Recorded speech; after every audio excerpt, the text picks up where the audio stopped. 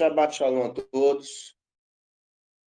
Vou estar orando para iniciar. Deus Santo, bendito, poderoso, Tu és o Rei do Universo. Te adoramos e te bendizemos.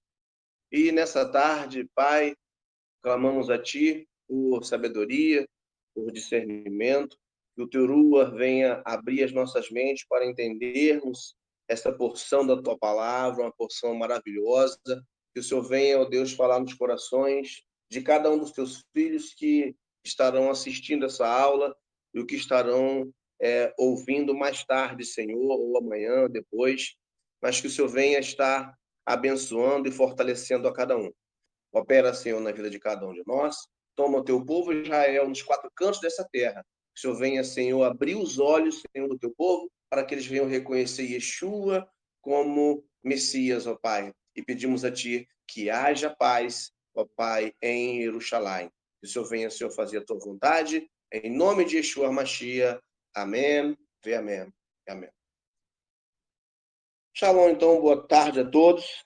Vamos estar fazendo algumas considerações iniciais. Eu fiz algumas anotações aqui, e aí, se vocês quiserem tá anotando, ou depois eu coloco, disponibilizo o arquivo que eu fiz aqui, eu boto ali no grupo do Telegram e no grupo aqui do WhatsApp em PDF para vocês, tá?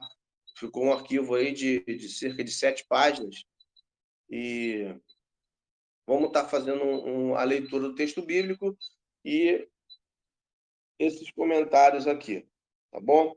Todo mundo está conseguindo me ouvir direitinho? Está tudo tranquilo? Ok, pastor. Bem, professor Cícero. No Aqui tudo ok. vídeo, todo mundo está me ouvindo? Então vamos lá. Paraxá Razino, deem ouvidos ou simplesmente ouçam, né? É a Paraxá de número 53, né? É a penúltima Paraxá desse ciclo que nós estamos estudando, né? Ela é a penúltima Paraxá e ela traz alguns ensinamentos maravilhosos para você que estudou durante a semana, você que leu, né, esse poema, essa canção que Moisés escreveu, você deve ter sentido na pele, como eu senti. Quem estava no estudo de manhã da Midrash Profética pôde sentir aí um pouco do peso emocional que é essa poesia, né, essa canção. E a introdução dela, o texto dela vai de Deuteronômio 32, né?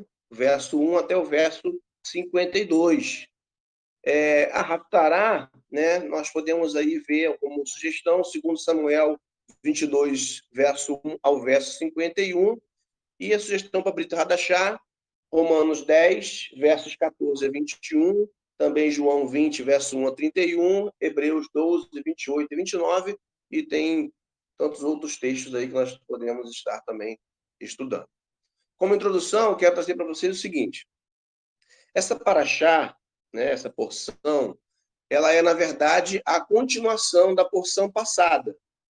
Pois aqui, a canção que havia sido mencionada lá em Devarim 31, versos 16 a 19, ela é trazida à tona. Ela é um poema, uma canção chamada Razino, que começa invocando a terra e o céu, juntando-os a este final de trajetória de Moshe em Devarim, transportando-nos do início de Bereshit, né, Gênesis, até este momento do livro de Devarim, Deuteronômio, que é o livro final da Torá. Então, vamos iniciar a leitura desse texto e depois nós vamos fazendo alguns comentários, ok? Vamos fazer a leitura aí. Devarim, Deuteronômio, capítulo 32. Capítulo 32, verso 1. Diz assim: se vocês tiverem alguma dificuldade aí, se a internet picotar, aí me avisa, tá bom? Então vamos lá. Ouçam, ó céus, quando falo. Escute, terra, as palavras da minha boca. Verso 2. Que meu ensino caia como a chuva, que meu discurso se condense como orvalho, como chuva ligeira sobre as folhas da relva, ou como aguaceiros sobre as plantas em crescimento. Verso 3. Pois eu proclamarei o nome de Adonai. Venham, declarem a grandeza de nosso Deus. A rocha, sua obra é perfeita. Sua obra é perfeita, pois todos os seus caminhos são justos. O Deus digno de confiança, que não erra, ele é justo e reto. Verso 5. Ele não é corrupto, o defeito está em seus filhos, uma geração desleal e pervertida. Vocês, membros de um povo tolo, tão carente de sabedoria, é desse modo que compensam a Adonai? Ele é seu pai, que os criou para ser dele. Foi ele quem os formou e preparou. Então, esta é a primeira a aliar, né, dessa porção, dessa paraxá. E antes de eu fazer algum comentário, eu queria saber de vocês. Quem leu durante a semana, teve alguma experiência boa, teve alguma, vamos dizer assim, alguma revelação, algo que o Espírito Urua Hakodesh trouxe à sua vida e queira compartilhar conosco aqui, logo de início, antes da gente estar aqui iniciando o comentário? Alguém quer falar alguma coisa? Não? Ninguém? Não? Então vamos lá. Então deixa eu continuar. No decorrer da aula, se alguém quiser falar alguma coisa, pode estar falando, tá bom? Como sempre aqui, é bem aberto para que todos possam estar participando, tá bom? Então vamos lá. A porção vai Eler, né? E naquela porção vai Eler, né?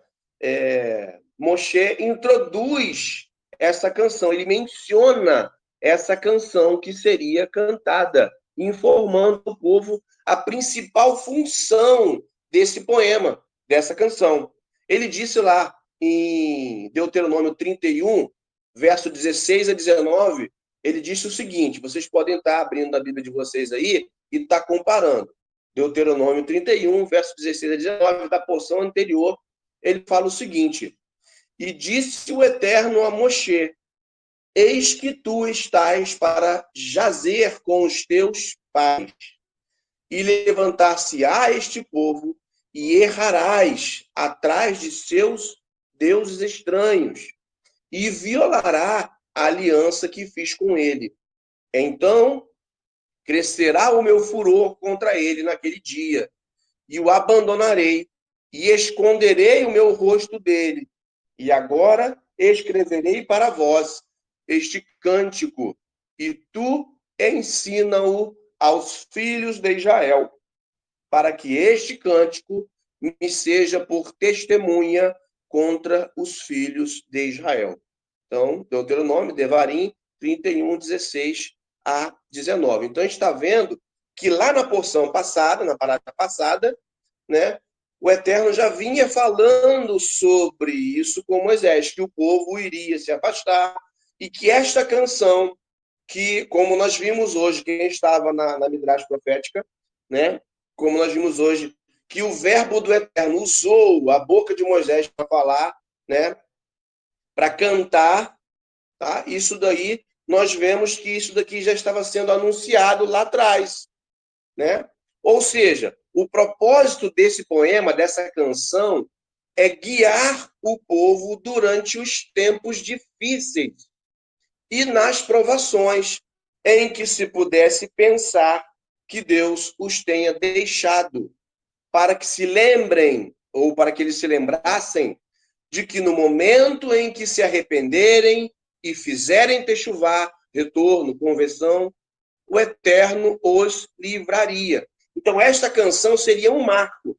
Esta canção, para eles, seria um memorial, para que quando eles se desviassem e estivessem sofrendo as aflições consequentes dos seus pecados, eles pudessem se voltar para a Torá e ver esta porção, e ver esta paraxá, ver esta canção, e se lembrar que Deus um dia disse que eles fariam isso, e que se eles fizessem, tais coisas iriam acontecer, mas Deus retornaria para eles de novo, se primeiro eles fizessem techuvá, ou seja, retornassem para Deus novamente.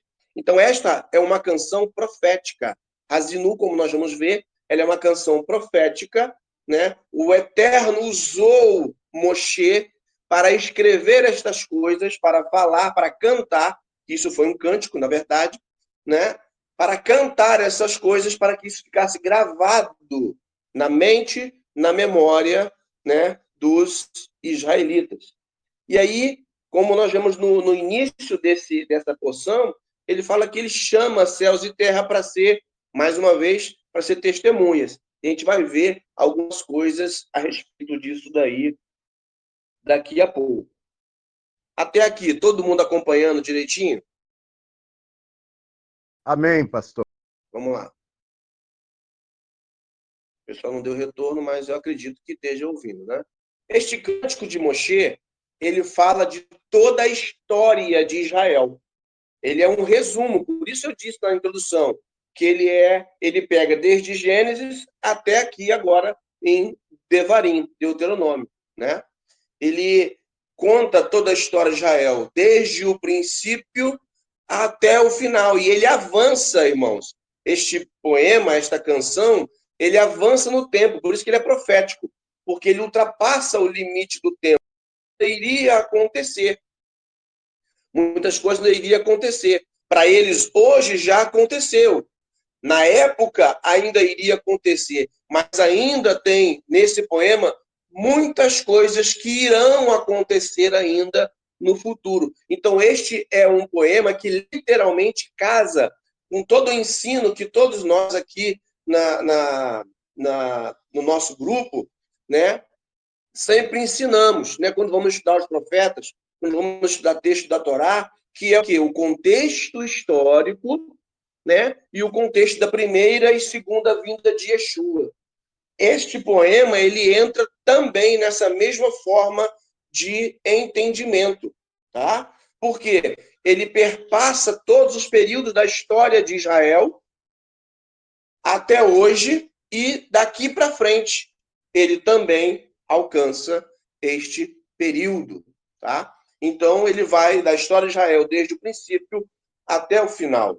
Ou seja, a canção Hazino descreve poeticamente o que acontecerá ao povo de Israel até o fim dos dias.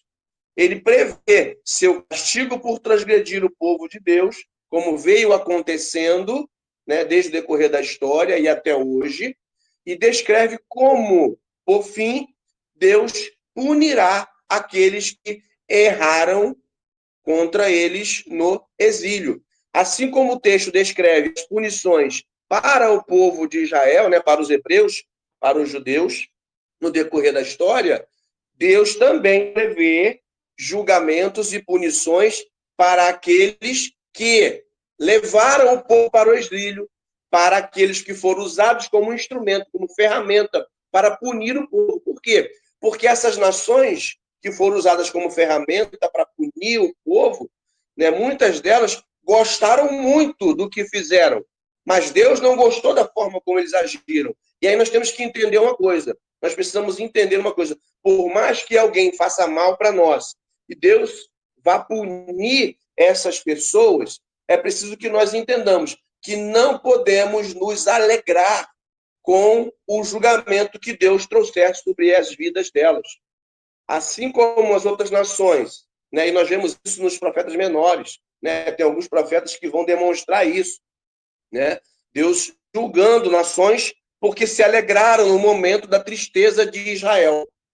Então, essa Parashá Hazino, ela também traz um julgamento para as nações que se beneficiaram ou que se alegraram com as punições de Israel enquanto eles foram para o exílio, tá bom? Então, seguindo. De acordo com o site Emunáfia dos Santos, pode-se resumir o seu conteúdo, o conteúdo dessa canção, dessa paraxá, desse poema, né? Pode-se resumir da seguinte forma: do verso 1 ao verso 6, o nome e a obra de Hashem por Israel e pelo mundo. Ou seja, o nome do Eterno e aquilo que o Eterno fez. O nome, como está dizendo aqui, sempre o pastor Daniel sempre fala isso, é a fama. Né? A fama do Eterno, né? E a obra do Eterno sobre Israel e pelo mundo. Versos 7 ao 12, a origem de Israel. Tá? Dos versos 7 ao 12, trata da origem de Israel. Dos versos 13 ao 18, fala sobre a prosperidade e a apostasia de Israel. Isso sempre tendo a visão passado deles, presente deles na época que estavam ouvindo e futuro deles, tá bom? Verso 19 a 26. A perda de Israel após a apostasia. Ou seja, depois que eles se desviaram, tá? Hoje, para nós, é passado, mas na época deles lá, quando estavam ouvindo essa canção, quando eles se desviariam.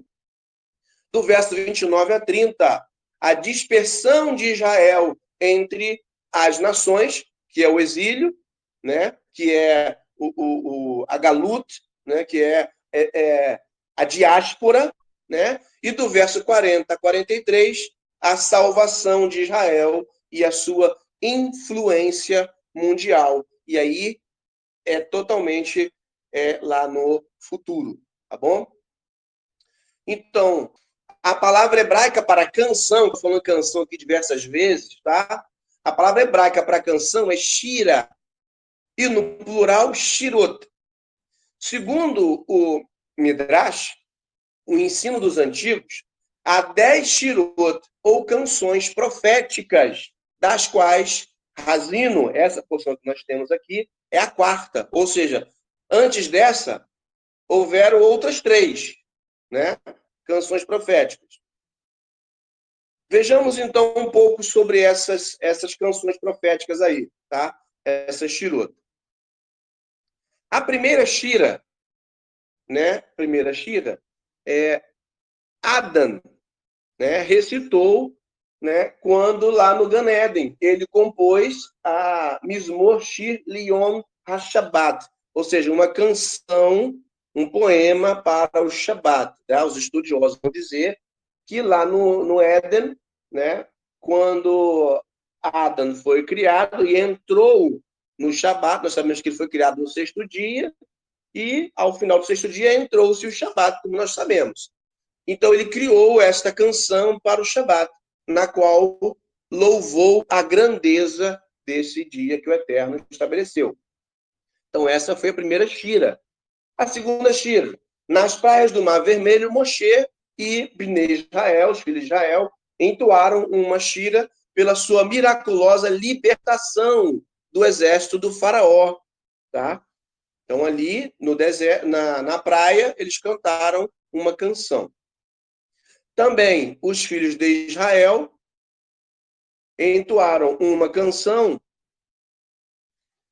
em louvor ao poço de Miriam, né? Na Parashá Hukat, nós vemos aí esta passagem, Parashá que nós estudamos aí no passado, né? Meses atrás. E a quarta shira, que é essa que nós estamos estudando, Moisés, né? Moshe, ensina, então, essa canção no dia de seu falecimento.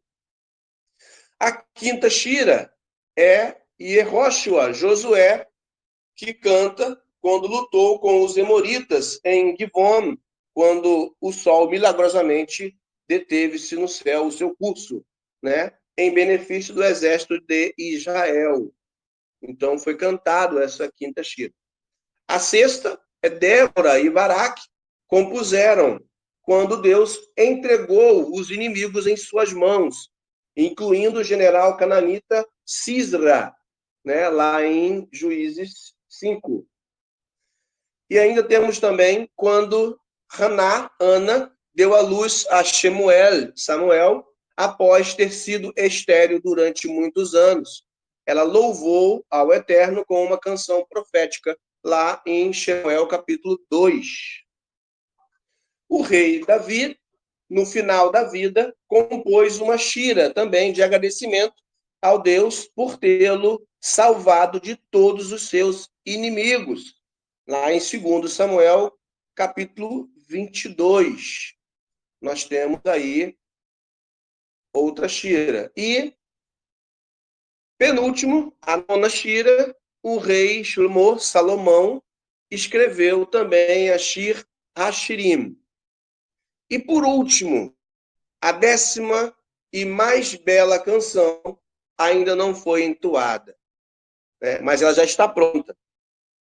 É a canção que será entoada pelo povo quando Deus o redimir do exílio atual, ou seja, da atual condição de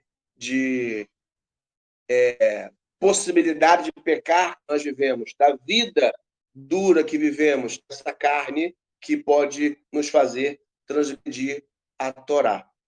Certo? Então, a 10ª shira é a que vai ser cantada.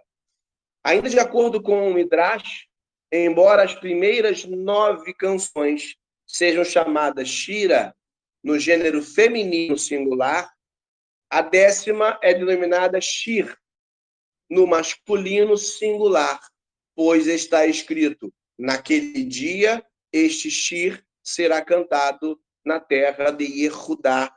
Essa passagem está em Isaías, capítulo 26, verso 1. A 10ª canção, porém, marcará o fim de todos os exílios. Não será seguida por qualquer sofrimento ou provação.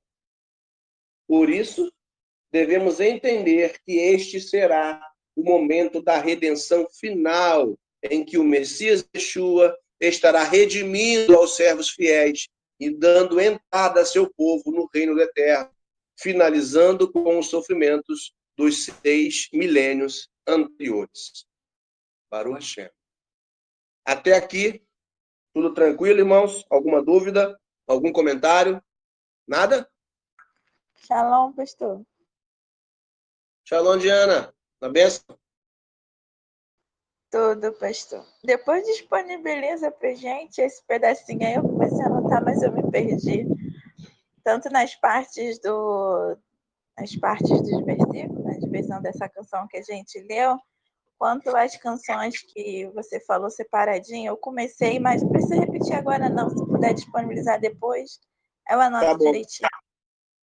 Tá bom, eu vou botar o arquivo lá tanto no Telegram como no WhatsApp para poder vocês pegarem, tá? Pode deixar que eu boto lá. Tá bom, obrigada, pastor. Então, podemos seguir? O primeiro verso, né? Primeiro verso. Pastor Cícero, quer falar? Opa, saiu bem baixo, não consegui entender, não. Deve estar com algum problema no telefone, no microfone. Vamos lá. Pode falar, irmã, pode falar. Ah, tá bom. Bastante. Vamos lá, então. Vamos pegar, depois eu continuo na segunda aliá, quer dizer, e a gente continua a leitura do texto. Vamos pegar aqui alguns comentários, algumas coisas importantes que eu anotei sobre esses 6 primeiros versos, tá? O texto diz assim, né? Ouçam, ó céus, quando falo, escute terra as palavras da minha boca, que meu ensino caia como chuva, que meu discurso se condense como orvalho, como chuva ligeira sobre as folhas da relva, ou como aguaceiros sobre as plantas em crescimento. sobre esses versos. O comentário da Torá, né, diz que nessa paraxá, Moisés se dirige aos céus e à terra para que ouvissem as suas palavras. Ele estava dizendo, como em outras vezes, tá, nesse livro, vocês devem se lembrar que durante a leitura de Deuteronômio, nós sempre vemos Moisés falando que os céus e a terra são testemunha contra o povo do que está sendo dito naquele dia, né? Então, já lemos isso outras vezes, que os céus e a terra são testemunhas de que as palavras da Torá de Hashem são como chuva que cai. Então, ele chama isso para o povo. Fala, olha, os céus e a terra são testemunhas de que a palavra do Eterno são como chuva que cai. Ele diz, olha, segundo o Midrash, eu anotei aqui ainda, né? E ao Kut 942, a razão desta magnífica invocação foi a seguinte, né? Ou seja, ele chamar céus e terra como testemunha. É como se Moisés estivesse dizendo o seguinte: eu sou um ser de carne e osso, sujeito a morrer. Os meus sucessores também o serão.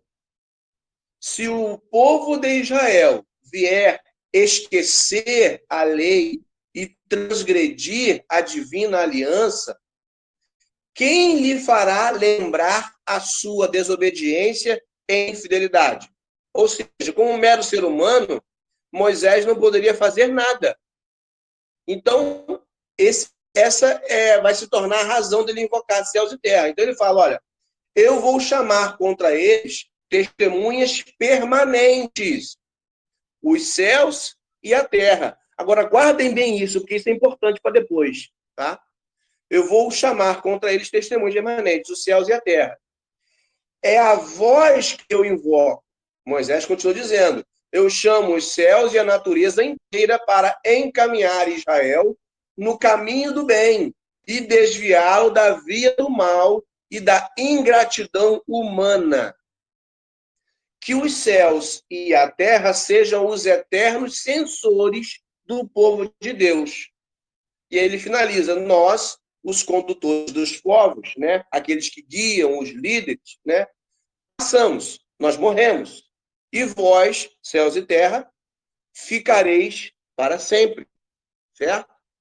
Aí nós podemos entender que Moisés, inspirado por Deus, porque era o verbo do Eterno falando por meio de Moisés, tá? Inspirado por Deus, chama duas testemunhas pelo povo de Israel, os céus e a terra, para que eles se lembrassem da aliança que fora firmada nessa Torá. E podemos ver Yeshua lembrando-os do compromisso dessas duas testemunhas.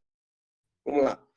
Lembrando o compromisso dessas duas testemunhas, quando afirma que não veio abolir a lei. Yeshua lembra disso. Então, nós, mais uma vez, vemos, irmãos, que nada que Yeshua falou é sem propósito ou é inventado na hora de qualquer jeito. Ele sempre está fazendo menção à Torá de alguma forma. Então, quando Yeshua fala, né, que ele não veio abolir a lei, mas ele veio cumprir, e aí nessa mesma passagem ele relembra que enquanto existirem céus e terra, nada da lei passaria, até que tudo se cumprisse, lá em Mateus 5, 17, 18, ele está mostrando que ele está fazendo alusão, está fazendo uma midrash, está fazendo um apontamento para essa passagem da Torá, para o que Moisés já vinha falando antes, lá atrás. Lá em Mateus 5,17 diz o seguinte, não pensem que vinha abolir a lei aos profetas. Não vinha abolir, mas cumprir, ou seja, tornar pleno, plerosai. Digo-lhes a verdade, enquanto existirem céus e terra, de forma alguma desaparecerá da lei a menor letra ou o menor traço, até que tudo se cumpra. E isso aqui é importante, irmãos. Em português, algumas Bíblias vai dizer um tio ou um traço. Né? Só que não é isso. Lá no hebraico, fala da menor letra, né? É o iud. E traço são literais mesmo. são traços que dividem uma palavra de outra. Tem palavras que elas são divididas por um traço. Então, quando Yeshua está dizendo que se de forma alguma desapareceria da lei, né, a menor letra ou um traço, antes que tudo se cumprisse, certo? Então, a gente precisa compreender que os céus e a terra são duas testemunhas contra Israel, né? No caso, por quê? Porque eles transgrediram, assim como contra cada um de nós que transgredimos, porque o texto, continuando aqui a leitura depois, nós podemos ver que falará também a respeito de nós. Então, é importante, né, quem leu a Midrash profética de manhã, viu que fala muito também a respeito de nós, né? Aqueles que estão seguindo, os remanescentes, né? Os nazarenos. Então, são testemunhos contra Israel, conforme nós lemos lá em Deuteronômio 30, verso 19, e também 31, verso 18. Vamos pegar lá, Deuteronômio 30, verso 19. Fala assim: convoco céu e terra para testemunharem contra vocês hoje, que eu apresentei a vocês a vida e a morte, a bênção e a maldição. Portanto, escolham a vida para que vivam vocês e seus descendentes. Também, capítulo 31, verso 28, que diz o seguinte: reúnam para mim todos os líderes das suas tribos e seus oficiais, para que eu possa dizer estas coisas para todos ouvirem, chamando céu e terra para testemunharem contra eles. Então, nós vemos que Moisés vai falar isso. Por quê? Porque testemunham toda a história. Os céus e a terra estão testemunhando toda a história. Tudo que está acontecendo debaixo do céu, né? Então, tanto é que Salomão vai falar que nada há de novo debaixo do sol, né? Então, a gente está vendo aí por que o Eterno fala isso através da boca de Moshe. E aí nós vemos que, quando Moshe está falando, o Eterno está usando ele, né? O verbo do Eterno está usando ele para falar, tá? Essa profecia. E aí, eu continuo dizendo aqui, no que eu escrevi aqui. Na verdade, são 3 testemunhas. Porque a palavra hebraica para céus é shamayim, tá? Como o pastor Leniel também já falou aí, não existe um singular para céu. É shamayim, né? É no plural. Esta escrita, na sua forma plural, shamayim é uma forma plural, ou seja, pelo menos um par de céus, né, existe. A história de Israel, de acordo com o site Emuná, a Fé dos Santos, está escrita tanto nos céus como na terra. Estas 2 ou 3 testemunhas, e aí vocês vão se lembrar do porquê disso, que também na Torá fala que para que possa haver um julgamento justo, precisa haver 2 ou 3 testemunhas. Então, Moisés, sabendo disso, que já havia sido dito, ele chama os céus e a terra para ser testemunhas contra Israel. Então, vocês estão vendo que nada, irmãos, está sendo dito à toa nas Escrituras, né?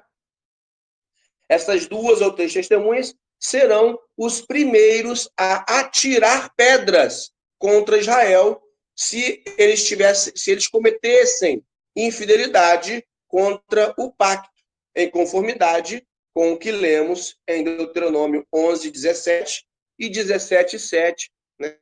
E aí nós vemos que o que acontece, né? O que aconteceu no decorrer da história, né? Por causa da negligência de Israel com a lei do Eterno, houve sanções da parte do Eterno. Então, tanto os povos vieram contra eles, como muitas das vezes algumas coisas da natureza aconteceram. Então, nós fomos vendo no decorrer da história, né, o que o Eterno foi fazendo, permitindo que acontecesse ao povo. Até aqui, tudo bem? Vamos pegar ali, voltar lá em Deuteronômio 11, 17. para que a gente possa pegar o sentido desse contexto que eu disse aqui. Deuteronômio 11:17 diz o seguinte: se o fizerem, a ira de Adonai se acenderá contra vocês. Ele fechará o céu para que não chova, o solo para não produzir nada, e vocês desaparecerão rapidamente da boa terra que Adonai dá a vocês. E também, Deuteronômio 17, verso 7, fala o seguinte: as testemunhas serão as primeiras pessoas a apedrejarem aquela pessoa até a morte. Depois disso, todo o povo deverá participar do apedrejamento. Assim vocês darão fim a essa impiedade em seu meio. Então, nós vemos que Moisés, né, na verdade, o verbo do Eterno, utilizou, né, palavras que ele mesmo disse antes da própria Torá para colocar céus e terra como testemunhas, ok? Então, vamos lá. Por isso, podemos entender que o Eterno tem que criar. Então, por isso que eu falei, guardem essa questão do céus e terra para depois, porque agora chegou a hora de vocês absorverem o motivo, olha. Por isso podemos entender que o Eterno tem que criar novos céus e novas terras, né? Ou seja, transformar os atuais, restaurar, né? Que é a palavra que nós estamos reconhecendo hoje, né? Depois do milênio, né? Para quê? Para que estas duas testemunhas nada tenham a apontar contra Israel. Por quê? Porque Israel será restaurado. E aí, as testemunhas não poderão mais apontar nada contra ele. Né? E aí, lembrando a história passada deles, né? Desvios e pecados. Por isso, no final de tudo, quando Deus restaurar Israel, né? Restaurar aqueles que serão estabelecidos como seus servos, né? Que entrarão no reino, Deus vai restaurar também céus e terra para que eles não sejam aqueles que vão acusar os que antes viviam no erro, porque agora foram restaurados. E aí você fala assim, pastor Marcelo, tem algum versículo bíblico que ampare isso que você está falando? Tem versículo bíblico que ampara isso. Isaías capítulo 65, verso 17 e 18, diz o seguinte: porque eis que eu crio céus novos e nova terra, e não haverá, presta atenção nisso, lembrança das coisas passadas, nem mais se recordarão, mas vós folgareis e exultareis perpetuamente no que eu crio, porque eis que crio para Jerusalém alegria e para seu povo gozo. E ainda há outro texto agora nos escritos nazarenos, em Apocalipse 21, verso 1, que diz: e viu um novo céu e uma nova terra, porque já o primeiro céu e a primeira terra passaram, e o mar já não existe. Então, os céus e a terra são tomados como testemunhas por causa da sua firmeza, conforme Jeremias 31, versos 35 a 37. Né?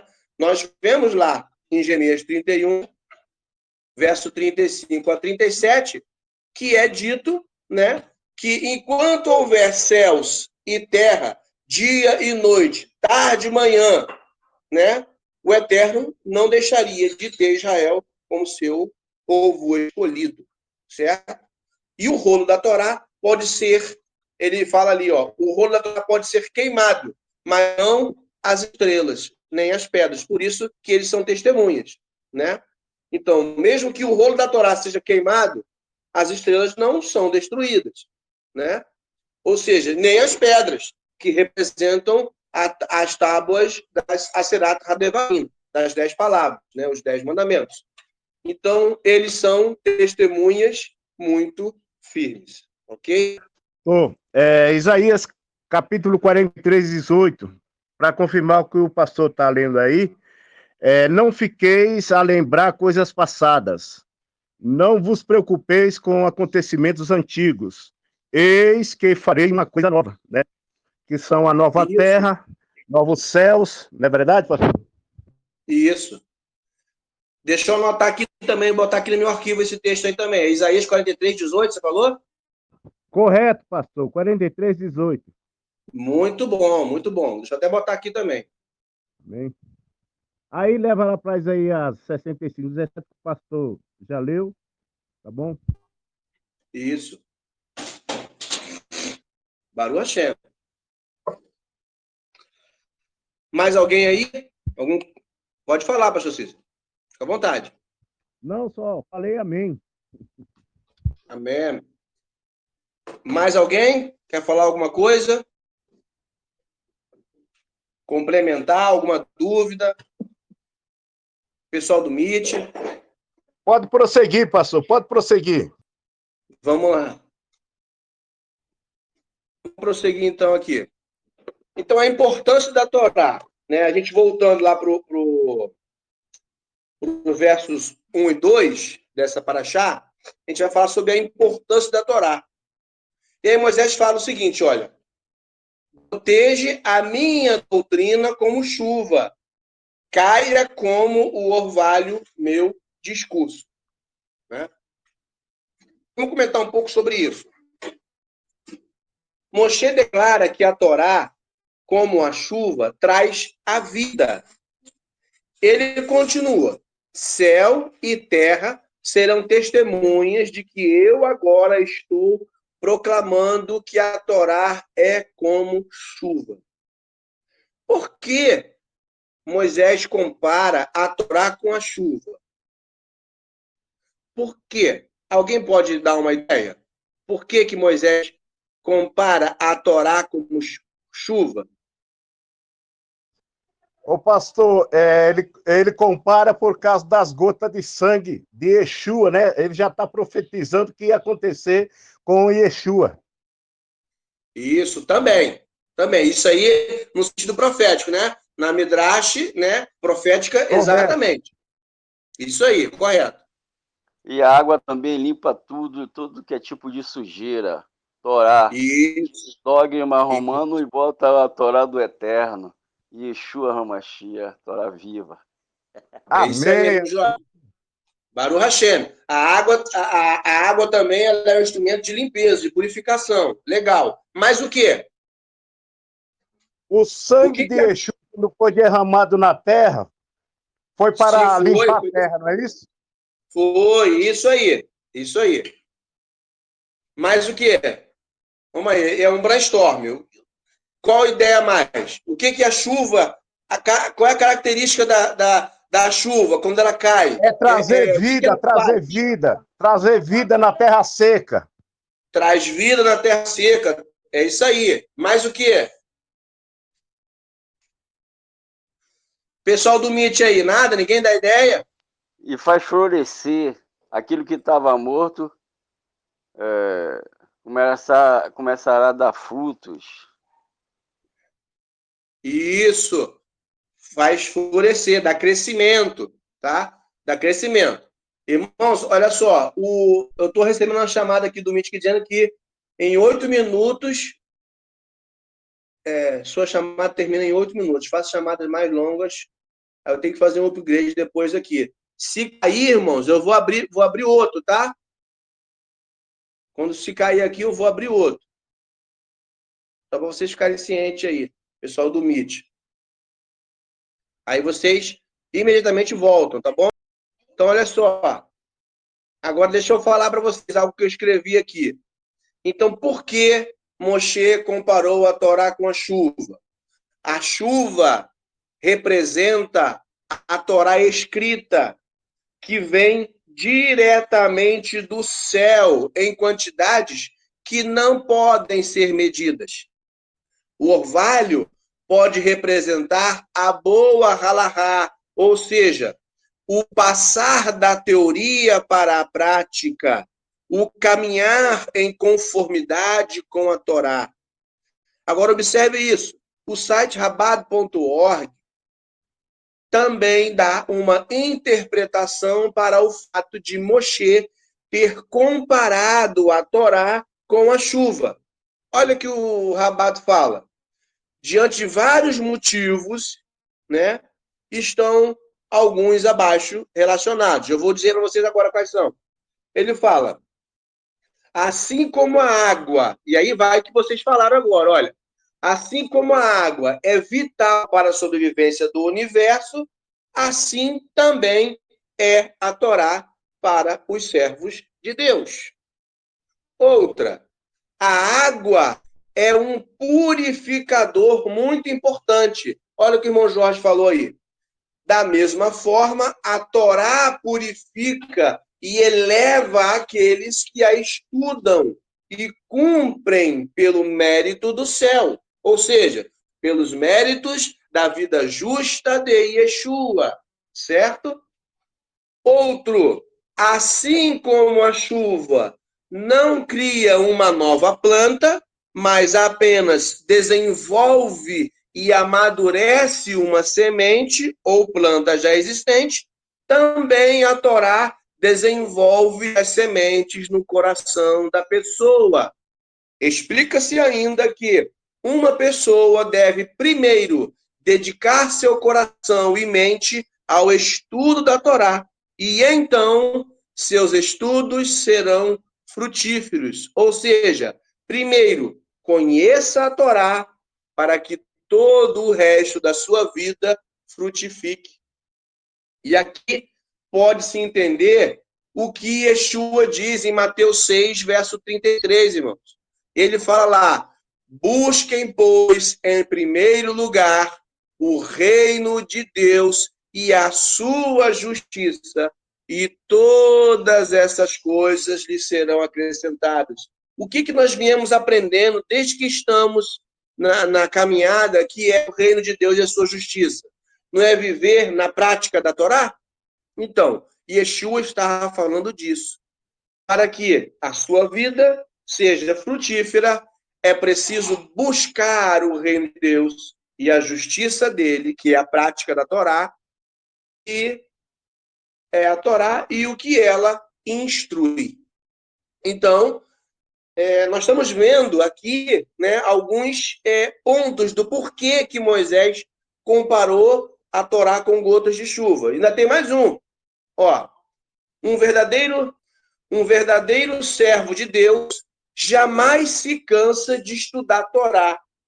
Assim como os peixes vivem no ambiente aquático, podem continuar sedentos e procuram cada gota da água, né?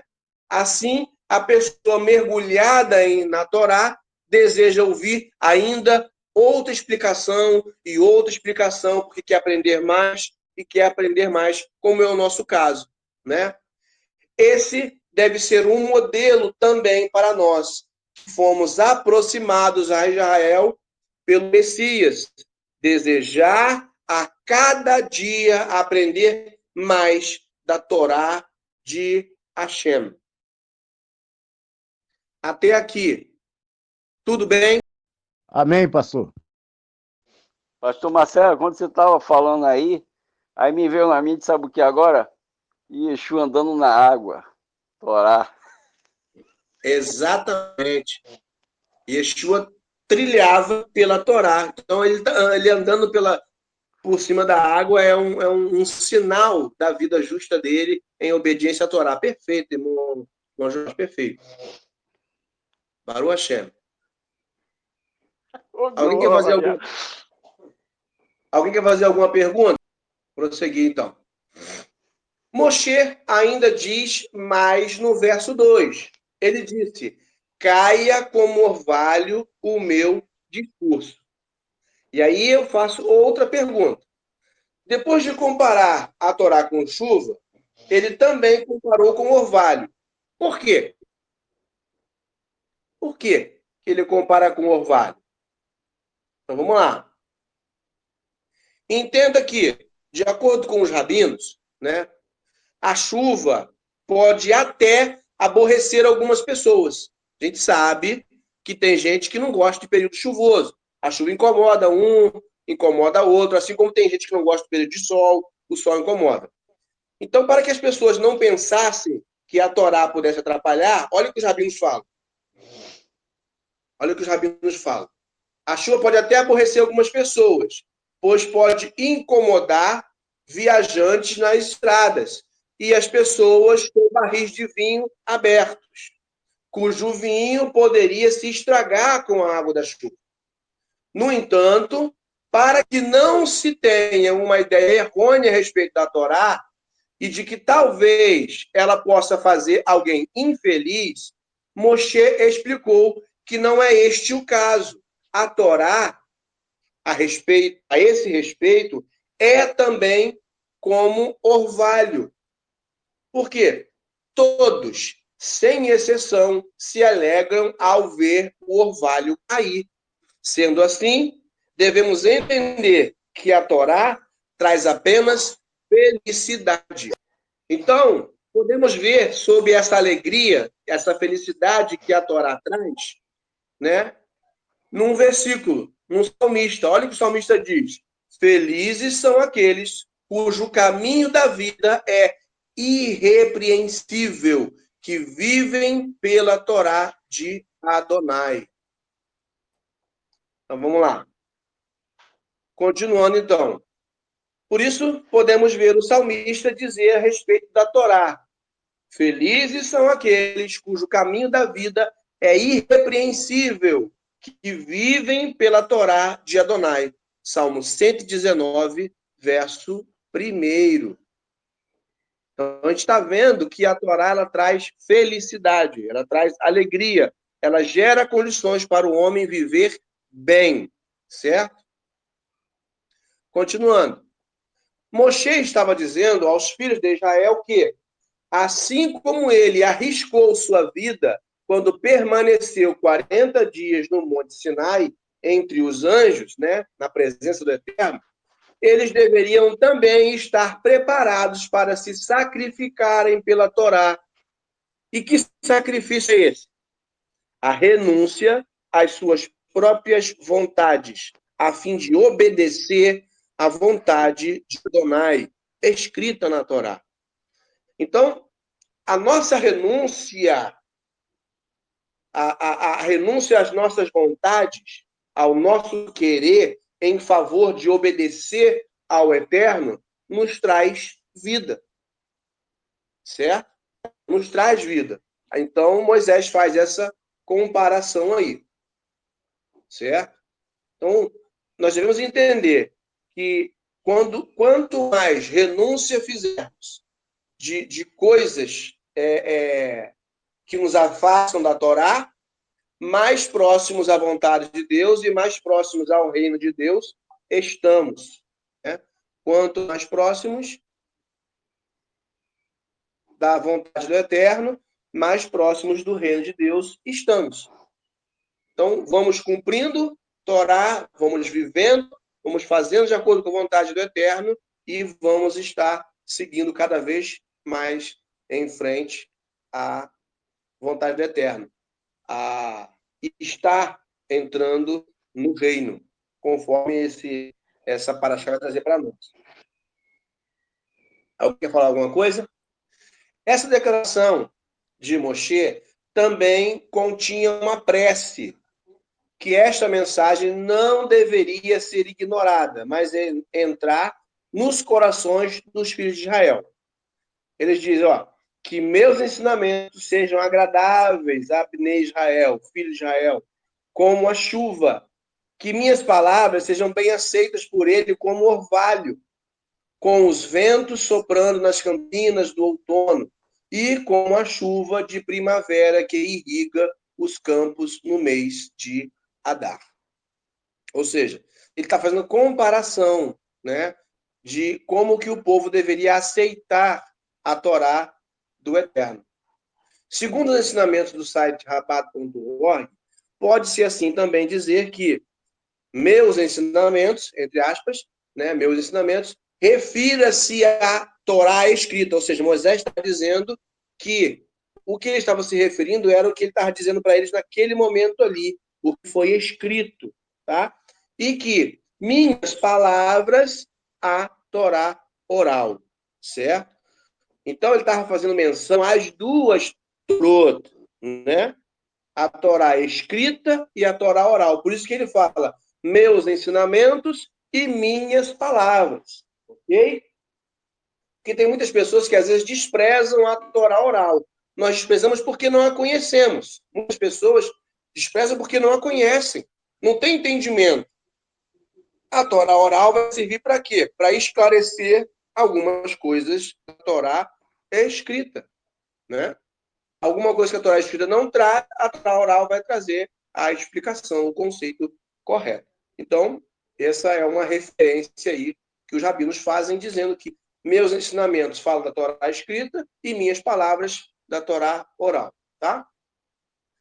Como eu disse, é um ensinamento rabínico isso, ok? Não estou dizendo que é certo, nem que é verdadeiro, estou dizendo que isso é dito por rabinos.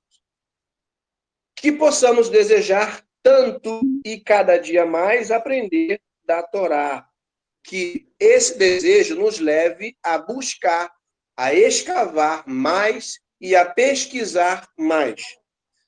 Que possamos beber cada dia dessa fonte, que é a palavra do Eterno, a qual Yeshua disse à mulher samaritana, lá em João, capítulo 4, versos 6 a 15, né? Que aquele que beber da água que ele dá, do seu interior fluirão rios de água viva, né? Nós possamos ter esse entendimento aí. Passando aí agora para os versos 3 e 4, que diz: proclamareis o nome do Senhor, proclamarei o nome do Senhor, louvem a grandeza do nosso Deus, ele é a rocha, as suas obras são perfeitas, e todos os seus caminhos são justos. É Deus fiel, que não comete erros, justo e reto ele é. Deuteronômio 32, verso 3 e 4. No verso 4, lemos o seguinte: ele é a rocha, suas obras são perfeitas. Moshe também aludiu aos eventos que diziam respeito à sua pessoa. Ele estava trazendo algo a si, né? Algo dele mesmo. Ele estava lembrando coisas que ele fez, certo? Então, quando ele fala que o Eterno é a rocha, ele está querendo trazer alguma coisa à tona. Ele está querendo revelar alguma coisa, certo? Vamos ver. No dia do seu falecimento, Moisés reconheceu publicamente a justiça do veredito de Deus. Por quê? Quantas vezes você e eu, com certeza, né, não já passou pela leitura da Torá, quando Moisés, se lamentando, chorando, fala que o Eterno não permitiu ele entrar na terra? Será que você nunca se perguntou, né, por que Deus não deixou ele entrar? A gente sabe que o Eterno diz no capítulo, esse mesmo capítulo fala sobre isso, né? Que Deus não deixa ele entrar porque ele faltou com a palavra, não demonstrou a palavra do Eterno no momento de tocar na pedra, mas bateu na pedra e tal. E aí a gente talvez, né? Isso já passou pela minha cabeça. Poxa, será que Deus não podia ter sido mais brando? Será que Deus não podia deixar Moisés entrar? Né? E Moisés aqui mostra para nós que o veredito do Eterno é justo. Em detrimento do nosso pensamento, da nossa justiça, que a própria Bíblia vai dizer que é como trapo de imundícia, né? A nossa justiça não é válida. Mas olha só o que ele fala, que a justiça de Deus é perfeita. Ele traz isso à tona, mas ele traz isso à tona por quê? Vamos entender. Ele não queria que os hebreus pensassem que Deus agia injustamente com ele ao não permitir que ele entrasse em Eretz Israel, certo? Assim como eu e você pensamos sobre isso muitas vezes, né? Eu estou dizendo mais eu, não sei vocês, mas eu com certeza já pensei muito isso, já me questionei lendo o texto, né? Mas depois que eu passei a aprender, a estudar a Torá, eu vi que o meu questionamento era errado, né? Mas Moisés pensou, entendeu que as pessoas iriam pensar isso. entendeu que os hebreus iriam pensar dessa forma, né? Então ele vai trazer um esclarecimento. Portanto, olha só isso. Ele explicou que Deus é leal ao recompensar os tzadikim, os justos, no mundo vindouro, ou seja, a recompensa verdadeira para quem é justo não é nesta terra. Aqui nós colhemos frutos de obediência, colhemos, mas a verdadeira recompensa dos justos é no mundo vindouro. Então Moisés continua dizendo, olha, assim Moisés descreve o Eterno como a rocha. Por que ele chama, ele descreve o Eterno como a rocha? Ele está fazendo uma alusão ao seu pecado de golpear a pedra no evento das águas de Meribá. Ou seja, ele está dizendo, olha, o Eterno é justo, o Eterno é como se fosse aquela pedra, e eu agi contra ele, eu bati nele. Vocês estão conseguindo compreender isso, irmãos? Isso é lindo demais. E ele fala, pelo qual ele estava, então, sendo punido. Então, porque ele não deu a glória devida a Deus naquele momento, ele simplesmente bateu naquela pedra, o Eterno, por causa disso, não deixou ele entrar, né? E aí ele deixa isso claro, irmãos. Olha, o Eterno, ele é rocha, ele é fiel, ele é justo, o julgamento dele é perfeito. E a nossa recompensa como justos virá no futuro. É isso que ele está deixando transparecer para nós nesse entendimento, quando ele fala isso, né? Porque ele diz, olha, a rocha, sua obra é perfeita, pois todos os seus caminhos são justos. Então eu escrevi, assim como um grande profeta, como Moisés, né, reconheceu a justiça de Deus no dia de sua morte, devemos nós também fazer a mesma coisa e reconhecer a justiça de Hashem. Assim também como devemos, quando soubermos da morte de alguém, pronunciarmos a seguinte bênção: bendito sejas tu, nosso Deus, Rei do universo, o verdadeiro juiz. Então, quando nós reconhecemos que Deus é verdadeiro, que Ele é o fiel cumpridor, que Ele é o verdadeiro juiz, nós estamos dando grandeza ao Eterno. E Moisés deixou isso como um ensinamento prático para nós. Ô, Pastor Marcelo, isso dá um ensinamento a gente que Moisés deixou para nós, que nós não podemos ter o coração de pedra, e sim um coração de carne, quebrantado, que a única pedra é o Eterno, né? Que nós temos que ser obedientes a Ele o tempo todo, assim amar nosso próximo. Baruch Hashem. Baruch Hashem, exatamente. Exatamente. Até aqui tudo bem, irmãos? Tudo bem, pastor Marcelo? Tá ótimo. Vamos lá. Moshe explica aos hebreus que todo pecado é auto-infligido. Deus não deve ser culpado por isso. Ou seja, quem busca o pecado somos nós. Somos nós que resolvemos desobedecer ao Eterno. Deus não pode ser culpado pelo meu erro. E é isso que Moisés tenta deixar claro nessa passagem, tá? Ele fala, se vocês se atolarem no pecado, é por sua própria culpa. Vocês, os amados filhos de Deus, desse modo se tornam uma geração corrupta e perversa. Além disso, quando vocês pecam, estão se corrompendo. Prejudicam a si mesmos, não a Deus.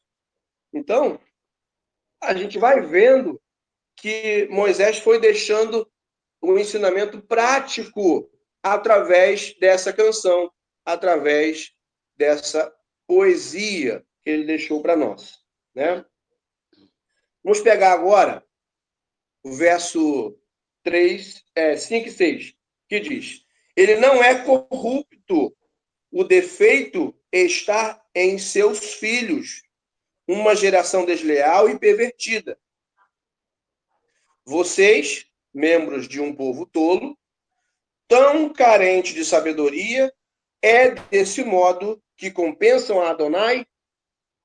Ele é seu pai, que os criou para ser dele. Foi ele quem os formou e preparou. Então aqui a poesia vai trazer para nós a canção, a música, vai trazer para nós aqui o que o Eterno é para nós.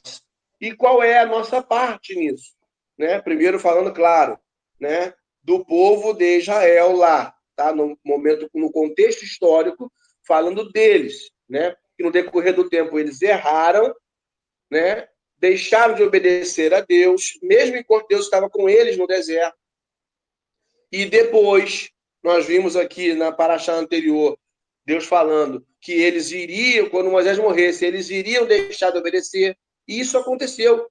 Se você reparou na leitura desse texto todo, você reparou diversas partes de profetas sendo mencionadas aqui nesse texto.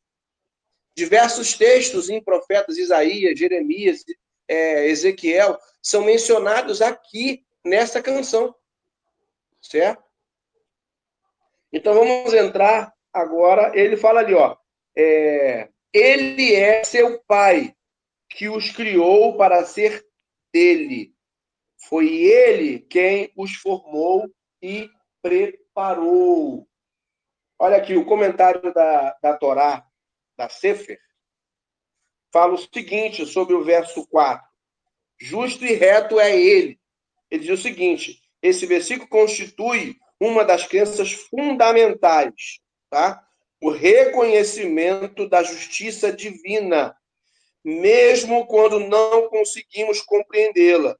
Por isso, seu conteúdo faz parte do Tzaduk Hadim, palavras de aceitação do decreto de Deus diante de alguém que acaba de morrer. Por isso que nós devemos lembrar, né, de reconhecer quando Deus, quando alguém morre, de lembrar, de saber que Deus é o justo juiz.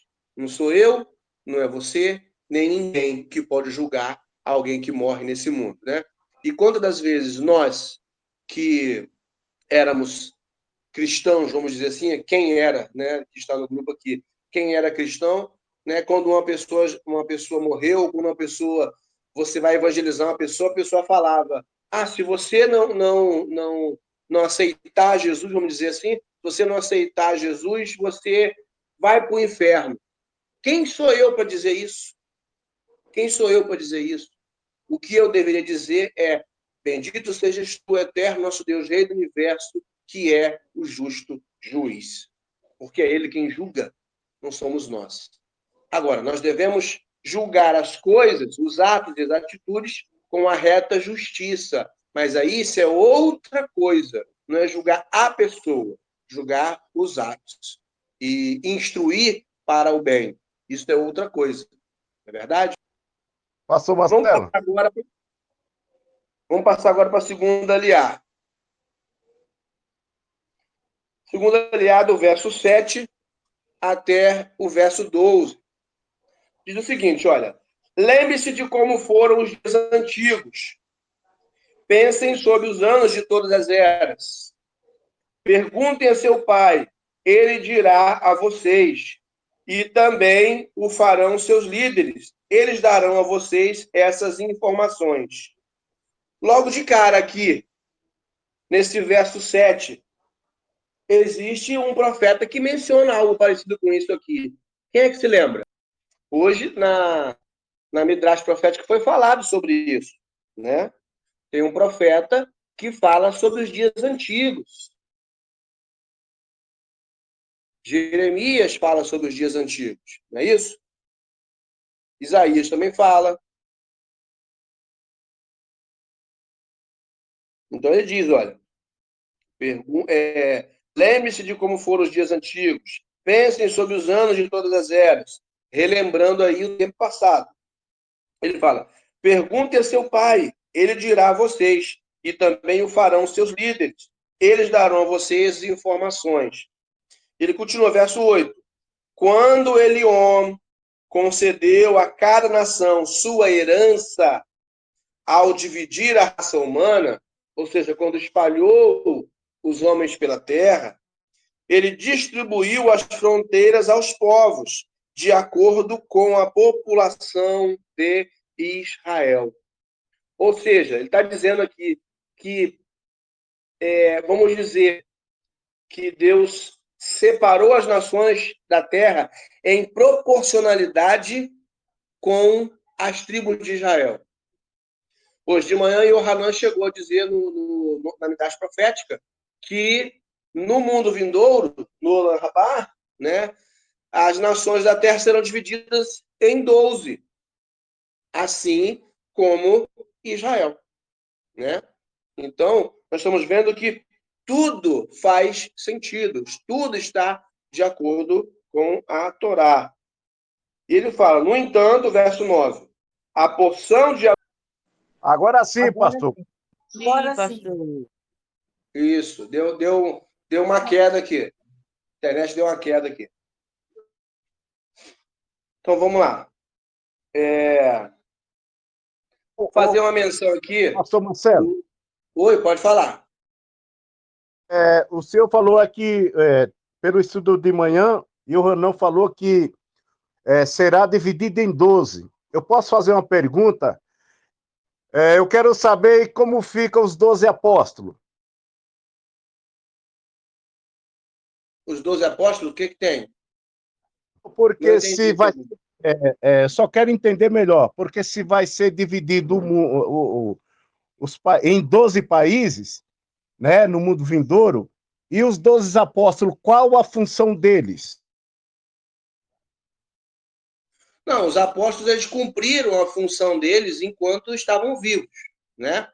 Quando a gente vê o eterno Apocalipse falando de 24 tronos, né, 24 anciãos ali, fazendo representação de 12 tribos e 12 apóstolos, né? Não está se referindo a nações, tá? Nações ali, a divisão das nações da terra em 12 não tem nada a ver com apóstolo, não. Tem nada a ver com o apóstolo ali, não. Tá? Entendi. Obrigado. Nada. Não, verso 7, o comentário da Torá da Sefer, no verso 7, fala o seguinte: lembre-se dos dias da antiguidade. A Paraxá de Razino coroa dignamente a grandiosa obra de Moisés pela sua magnificência e pensamento elevado. O profeta reuniu todas as riquezas da poesia e da eloquência para introduzir na alma. Vamos lá. Então, voltando aqui. O profeta reuniu todas as riquezas da poesia e da eloquência para introduzir na alma de seu povo a sua preciosa prédica. Caiu de novo.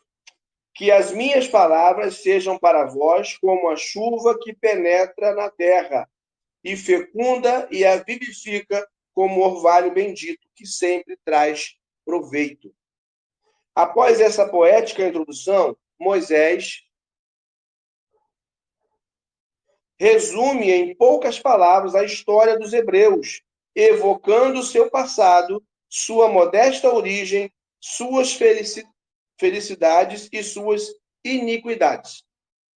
Mais adiante, adverte sobre as desgraças que alcançarão o povo que, embriagado pela fortuna, esquecerá sua missão moral para entregar-se inteiramente aos prazeres materiais. E engordou-se Yeshurun, Israel, e deu coices, engordaste, engrossaste, e de gordura te dobraste, e abandonou a Deus que o fez, e desprezou o forte da sua salvação. No verso 15, nós vamos ver ainda mais à frente. Então, nós vemos que Moisés vai trazendo esse entendimento que o povo iria afastar-se do Eterno. Vamos seguir o verso em diante, o verso 10. Ele estabeleceu seu povo na região desértica, em um deserto uivante e desgastado. Ele o protegeu e cuidou dele, guardou-o como a pupila de seus olhos, como uma águia desperta sua ninhada, esvoaça sobre os filhotes, estica as asas, toma-os e os carrega enquanto voa. Está fazendo menção ao período que eles viveram no deserto, aos 40 anos de deserto, certo? Então aqui ele faz esta menção, né? Num modo profético, na forma de de entendimento profético, né?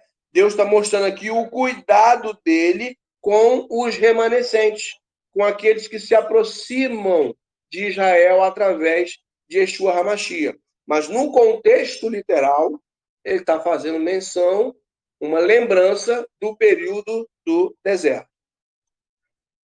E aí no verso 12 ele fala: apenas Adonai guiou o seu povo, nenhum Deus estrangeiro estava com ele. Ou seja, não tinha ninguém, era o Eterno que estava com o povo no deserto, né? O Eterno guardou, o Eterno cuidou, o Eterno protegeu, o Eterno alimentou. Então, o Eterno fez todas essas coisas, certo? Ele continua no verso 13. Agora a terceira liá. Ele os fez montar nos altos da terra, né? Ele os fez montar nos altos da terra, ou seja, em lugares elevados. Eles comeram o produto dos campos. Ele o fez tomar mel das rochas e azeite de oliva dos rochedos, coalhada das vacas e leite das ovelhas, com gordura de cordeiro, carneiros de Bazã e cabras com a mais fina farinha de trigo. E vocês beberam o vinho espumante do sangue de uvas. Aqui já não é mais o período do deserto. Para eles aqui já era uma profecia. Porque quem estava ouvindo isso aqui ainda não tinha chegado nas montanhas de Canaã. Quem estava ouvindo isso aqui ainda não tinha comido do melhor da terra, ainda não tinha visto o mel das rochas, ainda não estava tirando azeite de oliva dos rochedos. Isso aqui, para eles, já era futuro. Vocês estão conseguindo compreender como é que a poesia, a música, a canção, ela trouxe o passado até o presente deles na época lá, né? E agora já está sendo para eles futuro. Para nós que estamos lendo agora, é passado. Mas para eles que estavam ouvindo naquela hora, era futuro. Certo? Deixa eu beber uma água aqui. Até aqui, tudo tranquilo? Amém. Vamos lá. Lembrando, de manhã nós falamos, né, que os animais aqui representam no modo profético, né, no modo profético, no entendimento profético, os animais aqui representam as pessoas. E os produtos desses animais, o produto dessas coisas que estão sendo mencionados ali, representam o serviço deles para aqueles que serão o pequeno rebanho de Yeshua, certo? E aí, cada coisa no seu devido lugar, cada proporção na sua proporção, né? Grandes homens, produtos, grandes produtos. Homens pequenos ou autoridades pequenas, pequenos produtos, pequenas quantidades. É disso que está sendo falado aqui, tá? Então, ainda ele vai continuar. Agora ele vai entrar, ó, o verso 15. Mas Yeshurun significa querido, né? Fazendo uma menção a Israel. Mas Yeshurun engordou e chutou. Aí está entre parênteses, é um comentário. Você engordou, engrossou, ficou obeso. Abandonou a Deus, seu Criador. Ele desprezou a rocha da salvação. Aqui está falando de futuro, como nos versos anteriores, né? Israel, os descendentes dos que saíram do Egito, porque quem está ouvindo isso aqui agora eram os descendentes dos que saíram do Egito. Já tinha se passado 40 anos, eles já tinham morrido no deserto, e agora estavam os filhos deles ali prontos para entrar em Canaã. Moisés não ia entrar, por isso estava cantando esta canção para eles, certo? E aí eles estavam ouvindo isso aqui. E agora esse contexto já é sobre o futuro deles. Para nós, passado. Para eles, futuro, certo? Só que para nós é um passado num contexto imediato que já aconteceu. Mas no contexto profético, é um futuro que ainda irá acontecer. Para nós, ainda é profecia, tá? Algo que ainda vai acontecer em se tratando de remanescentes, ok? Vocês já vão entender do que eu estou falando aqui. E ele vai entrar no verso 16. Ele fala o seguinte: eles o incitaram ao ciúme com deuses estrangeiros, provocaram-no com abominações, sacrificaram a demônios, a não deuses, a deuses que nunca conheceram, novos deuses surgidos há pouco, aos quais seus antepassados não temeram.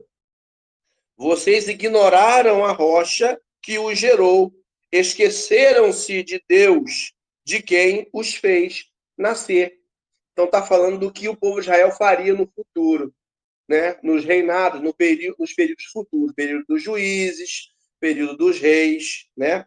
Tanto é que esses versos 16 a 18 têm uma ligação muito íntima com Isaías, capítulo 29, verso 13. Tá? Vocês podem até marcar isso daí. Esses versículos 16 a 18 têm uma ligação muito íntima com Isaías 29, verso 13. Vamos pegar lá Isaías 29, verso 13, para que a gente possa estar vendo isso daí, essa referência. Isaías 29, verso 13. Alguém achou? Pode ler. Porque o Senhor disse, pois que este povo se aproxima de mim, e com a boca e com seus lábios me honra, mas o seu coração se afasta para longe de mim, e o seu temor para comigo consiste só em mandamentos de homens. Exato. É isso daí. Então você vê que o texto diz ali, né, que eles estavam, quando fala de sacrificar a demônios, não é literalmente sacrificar demônios, tá? Ali, como o Yohanan explicou de manhã, né, qualquer desobediência da pessoa à Torá, né, qualquer desobediência, qualquer atenção que se dá a Yetzirará, a inclinação para o mal, você está servindo ao opositor, né? E serviço é sacrifício, né? Avodá, né? Então, você está fazendo um avodá, está fazendo serviço, está fazendo culto, está sacrificando ao opositor, que é a nossa carne, que é a Yetzirará, né? A gente compreende. Por isso que ele fala ali, né? Vai falar de não deuses, né? Ou a deuses que surgiram há pouco tempo. Aí vai estar mencionando idolatria, que o povo entrou, né? Começou a servir a outras divindades pagãs, e foram se chafurdando na lama e no pecado cada dia mais, né? E aí vai chegar uma parte que vai entrar a respeito também do futuro, tá? Ele fala, e vocês ignoraram a rocha que os gerou, esqueceram-se de Deus, de quem os fez nascer, certo? Interessante é que tem versão que vai falar sobre calcanhar. Vai ter uns versículos aqui na frente que vai falar sobre calcar, né, chutar, botar com o pé para trás, né, ou seja, desprezar o aprendizado. E aí vai entrar falando a nosso respeito. Pastor Marcelo, em Mateus 15, versículo 8 e o 9 também fala o que está em Isaías 29. Exatamente. Exatamente. Se quiser ler, tiver com ele aberto aí, pode ler. Amém. Diz assim: este povo honra-me com seus lábios, e Yeshua falando, né? Mas o seu coração está longe de mim, mas em vão me adoram, ensinando doutrinas que são preceitos dos homens. Exatamente. E aí você vê, né, como é que é lindo, né, ver você ter o entendimento de que o que Yeshua está falando é mencionado no profeta, e o profeta mencionou o que está na Torá. Só comprova para nós, né, que o verbo que estava falando na boca de Moisés era o mesmo que falou na boca do profeta Isaías, é o mesmo que falou na boca de Yeshua. Então a gente vai vendo isso. É o mesmo que falou na boca de todos os profetas, não é verdade? Exatamente. Exatamente. Então a gente vai vendo que nenhuma das palavras estão soltas. Nenhuma das palavras estão soltas. Ontem, para vocês terem uma ideia, eu botei um folder, um cartãozinho no Facebook, né, sobre não dar ouvidos a quem não cumpre Torá.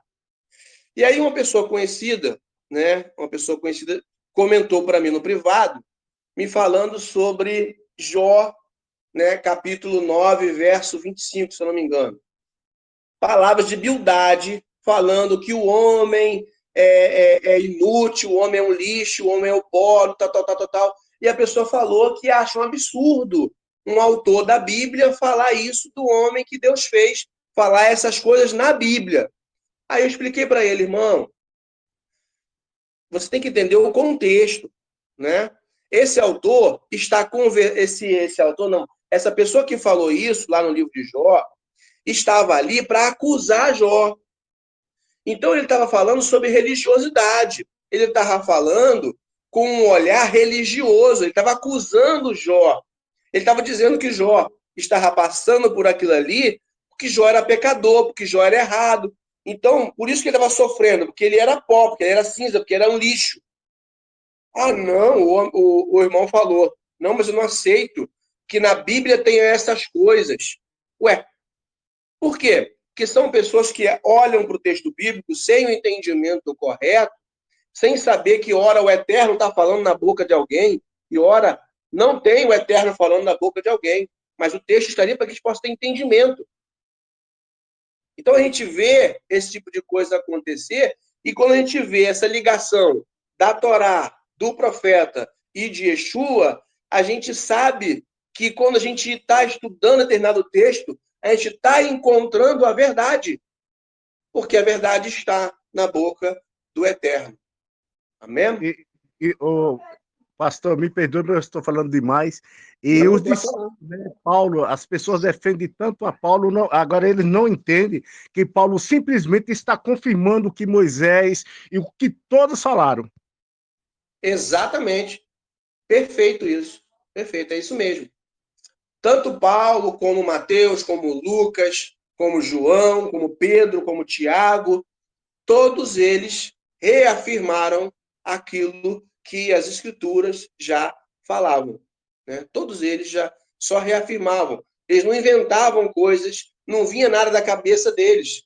Era reafirmação, era um tornar pleno do entendimento da Escritura, dos profetas e da Torá.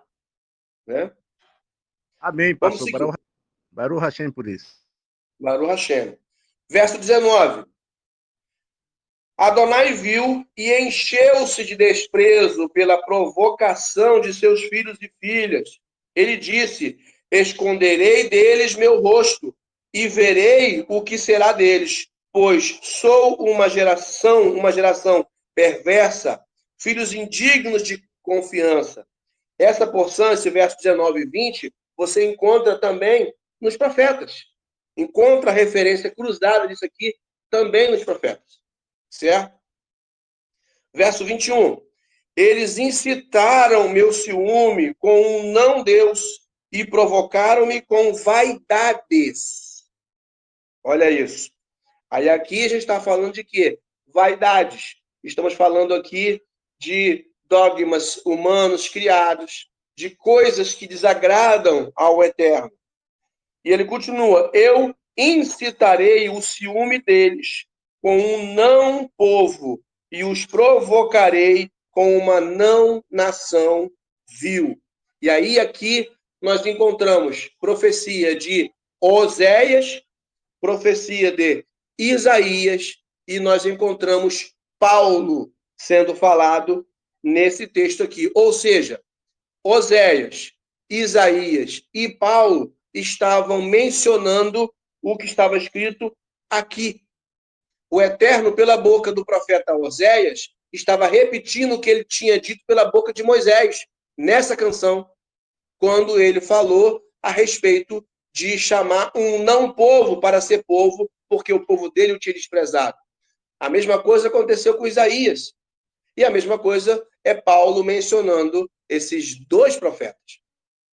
Lá em Romanos, capítulo 9, se eu não me engano, e capítulo 10, ou capítulo 10 e capítulo 11.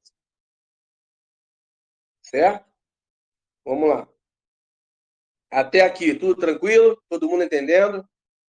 Ok, pastor. Então vamos lá, verso 22. Pois minha ira foi acesa, ela queima até as profundezas do Sheol, devorando a terra e suas colheitas, incendiando as raízes das colinas. Enviarei desastres sobre eles. Eu usarei todos os meus arcos contra eles. Aí aqui, o Eterno começa a profetizar, através da boca de Moisés, nessa canção, os julgamentos que viriam contra a nação de Israel e, posteriormente, contra o mundo, né? Contra pessoas que estariam em desobediência às regras da sua Torá. Então ele começa a dizer o que ele vai fazer. Verso 24. Ó, fatigados pela fome, serão consumidos pela febre e pela derrota amarga. Isso é uma profecia a respeito da tribulação. Eu lhes enviarei as presas de animais selvagens e o veneno de répteis que rastejam sobre o pó. Essas coisas já aconteceram com Israel? Já, mas ainda vão acontecer com remanescentes. Ainda vão acontecer com o mundo, certo? Para que remanescentes possam ser despertados. Ainda tem pessoas, ainda tem israelitas no meio das nações que não vivem segundo a Torá. E Deus está falando, vou trazer de volta. Essas ferramentas, esses julgamentos, essas punições servirão para trazê-los de volta. É isso que ele está dizendo no final das contas aqui, nós vamos ver. Ele fala, do lado de fora, a espada deixará pais sem filhos. Do lado de dentro, há pânico. Com a morte, tanto de moços quanto de moças, crianças e anciãos de barba grisalha. Aqui ele faz menção dos cercos de Samaria e Jerusalém, né? Aqui ele faz menção das várias dificuldades que Israel passou no decorrer da história, e ele faz menção de coisas que vão acontecer no futuro, certo? E você encontra textos dos profetas também relacionados aqui. Por Verso exemplo, 26. Zacarias 14, né, pastor? Oi? Por exemplo, Zacarias 14, né? Relata, né? Zacarias 14 é um exemplo claro desses versículos 24 e 25 aqui. Né? Nós estamos vendo. Verso 26 agora. Considerei o extermínio deles, apagando-lhes a memória dentre a raça humana.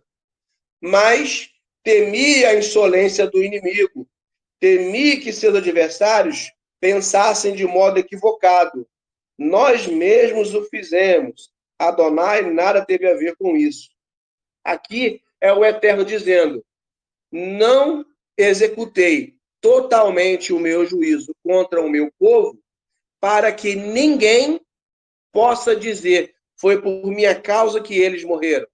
foi por minha causa que esse povo foi exterminado. E da mesma forma, Deus está dizendo que vai trazer julgamento também contra esse povo aqui, que anseia pelo mal do povo de Deus. Assim como ele fez, como ele falou na profecia de Naum, como ele falou na profecia de Joel, certo? De Oséias. Então, nós temos que estar compreendendo e fazendo essa ligação, tá? Verso 28. Eles são uma nação desprovida de bom senso. Falta-lhes discernimento. Mais uma vez, essa frase é mencionada. Lá atrás, no início, isso foi falado. E aqui é repetido. Aqui, isso é repetido. Vamos seguir. Então, entramos na quinta liá, verso 29. Se fossem sábios, descobririam seu destino e o entenderiam. Olha isso. Verso 30 agora. E veja se vocês conseguem localizar algum outro texto em outro lugar que vai falar sobre isso. Pois, como pode o indivíduo caçar 1.000 pessoas e 2 homens porem 10.000 em fuga? A menos que a rocha os tenha vendido a seus inimigos, a menos que Adonai os tenha entregado. Isso já foi mencionado antes, tanto aqui por Moisés, aqui em Deuteronômio, Devarim, como isso foi mencionado posteriormente deles aqui nos profetas. Isso é mencionado também. Verso Isaías 31. 17. Exatamente. Pode ler, pastor. Se quiser, tiver com ele aberto aí, pode ler. Diz assim: 1.000 homens fugirão ao grito de um, e ao grito de 5, todos vós fugireis, até que sejais deixado como mastro no cume do monte e como bandeira no outeiro. Perfeito. Perfeito, pastor Cícero. É isso aí. A gente está vendo que a Torá ela vai se ligando com os profetas. Tá? Aí ele fala, olha, verso 33. Pois nossos inimigos não possuem rocha como a nossa rocha. Até eles podem perceber isso. Verso 32. O Mitch já está me avisando que vai fechar de novo. Ao contrário, sua vinha procede da vinha de Sidom, né? Ou seja, Sodoma, dos campos de Amora, que é Gomorra. Suas uvas são venenosas, os cachos são amargos, seu vinho é veneno de serpente, o veneno cruel das víboras. E aqui, mais uma vez, você encontra menção em profetas, tá? Isso aqui. Verso 34. Então, tudo isso aqui são profecias de coisas que iriam acontecer no futuro de Israel, tá? Mas também que vão acontecer no futuro próximo a nós, tá? Ou talvez bem mais para frente. Verso 34. Isso não estava oculto em mim, selado em meus depósitos? A vingança e a retribuição são minhas, para quando o pé deles escorregar, pois se aproxima o dia da calamidade, sua destruição se apressa sobre eles. Essa parte está falando das nações que se voltam contra o povo de Deus, tá? Essa parte se fala contra as nações que se voltam contra o povo de Deus, tá? Aí você encontra a Síria, você encontra a Babilônia, você encontra Roma, você encontra diversos povos que se voltaram contra o povo de Deus e que ainda se voltarão. Deus está dizendo, olha, eu vou me vingar desses, né? Assim como os edomitas, né? Os descendentes de Esaú, que foram eliminados da terra porque ajudaram os babilônios, os assírios, quando eles tomaram Jerusalém, quando eles tomaram as terras de Israel, eles foram a favor, ajudaram, riram e ficaram nas encruzilhadas tentando fugir, e eles ajudavam a matar os seus irmãos, né? Lá, num dos profetas menores, é falado sobre isso, tá bom? Sim, Adonai julgará seu povo, terá dó de seus servos. Quando vir que a força deles se esgotou, que nenhum será poupado, escravo ou livre, então ele perguntará: onde estão seus deuses? A rocha em quem confiam. Quem comeu a gordura de seus sacrifícios e bebeu o vinho de suas ofertas de bebida? Ou seja, é o Eterno perguntando: existe algum Deus que se compara a mim? Não, não existe, porque não há outro Deus, né? E ele continua: que ele se levante e os ajude, que ele os proteja. Vejam, verso 39. Vejam agora que eu, sim, eu sou, e não há Deus além de mim. Eu mato, eu faço viver, eu firo e curo. Ninguém é capaz de livrar alguém da minha mão. Mais uma vez, uma ligação com o profeta Isaías sendo mencionado aqui nesse texto. E aí a gente vê por que tantas ligações com o profeta Isaías. Porque Isaías é um profeta messiânico, um profeta que fala a respeito do reino do Messias, do que vai acontecer no futuro, certo? Verso 40. Elevo a mão ao céu e juro, tão certo quanto vivo para sempre, se eu afiar minha espada flamejante e exercer juízo com minha mão, vingar-me-ei dos meus inimigos, retribuirei a quem me odeia. Embebedarei meus arcos no sangue, minha espada devorará carne, o sangue dos mortos e dos cativos, carne da cabeça cabeluda do inimigo. Profecias contra nações inimigas. Tá? Vamos lá. Verso 43. Finalizando a canção. Cantem nações a respeito de seu povo, pois ele vingará o sangue de seus servos.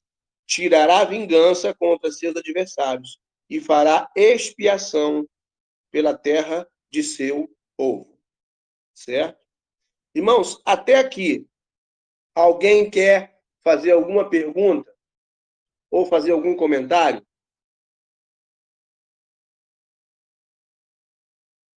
Eu quero, o pastor Marcelo, me interprete aí que esse versículo que você falou, cortar o cabelo da cabeça cabeluda. Faça uma interpretação aí, mais ou menos aí. Me tire essa dúvida do cabelo, carne.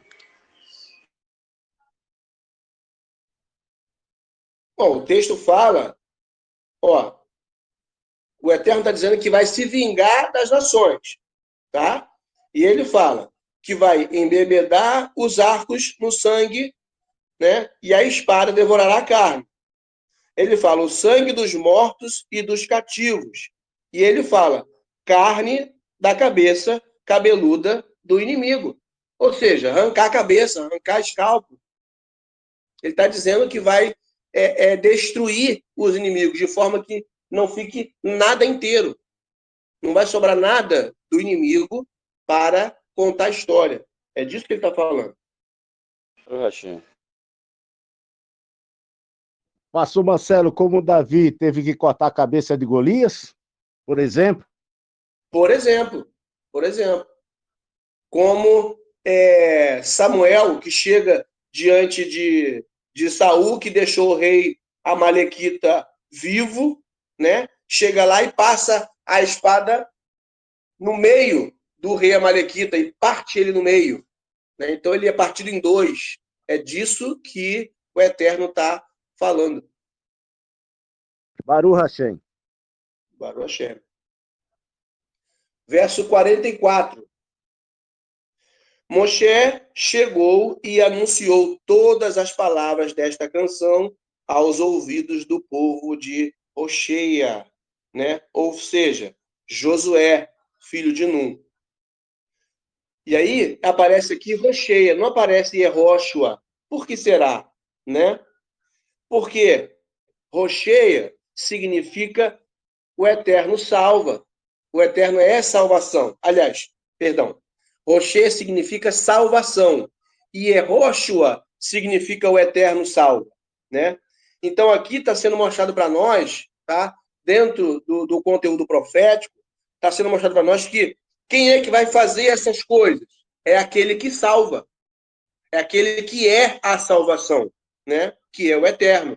E ele está falando isso para o povo da salvação, que é aqueles a quem Josué iria guiar. Josué, filho de Num. Por isso que ele fala Rocheia, filho de Num, ou seja, salvação, filho de Num. É por isso que o nome de Josué, que significa antes de ser chamado Josué, né? Rocheia ou Oséias, foi trocado para Josué, simplesmente para que o povo não considerasse que é Josué quem dá a salvação, mas sim que o Eterno, através dele, dá a salvação. Por isso que o nome de Yeshua, que é vamos dizer assim, uma redução do nome de Josué e Yehoshua, né? Ele significa o Eterno salva. E por isso que Yeshua, ele é a salvação que o Eterno traz, porque o Eterno salva através de Yeshua, da vida justa dele. Por isso que tem essa ligação. Verso 45. Quando ele terminou de falar todas essas palavras a todo Israel, disse-lhes: lavem o coração, levem ao coração todas as palavras de meu testemunho contra vocês hoje, para que as usem quando incumbirem seus filhos de serem cuidadosos e obedientes a todas as palavras desta Torá, pois esta não é uma questão trivial para vocês. Ao contrário, ela é a sua vida. E aqui é interessante que ele repete algo que ele fala lá em Deuteronômio, capítulo 31, falando que a obediência à Torá é o propósito da vida das pessoas, né? Irmãos, o pessoal do Meet vai cair de novo aí, tá? Já está chegando no fim ali. Tem que abrir, ó, caiu. Deixa eu tentar voltar aqui rapidinho, só para terminar esses últimos versículos aqui. Verso 49, né? Verso 49. Aliás, 49 não, 46.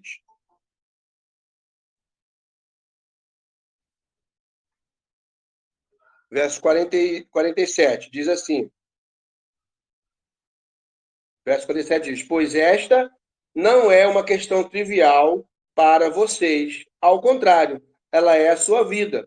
Por causa dela, vocês viverão muitos anos na terra que possuirão quando atravessarem o Jordão. Ou seja, por obedecer essas coisas, né, que está sendo falado ali no verso 47, verso 45, 46, ou seja, a Torá do Eterno, é que eles teriam muitos anos de vida na terra, depois que eles passaram o Jordão, ou seja, depois de serem purificados, certo?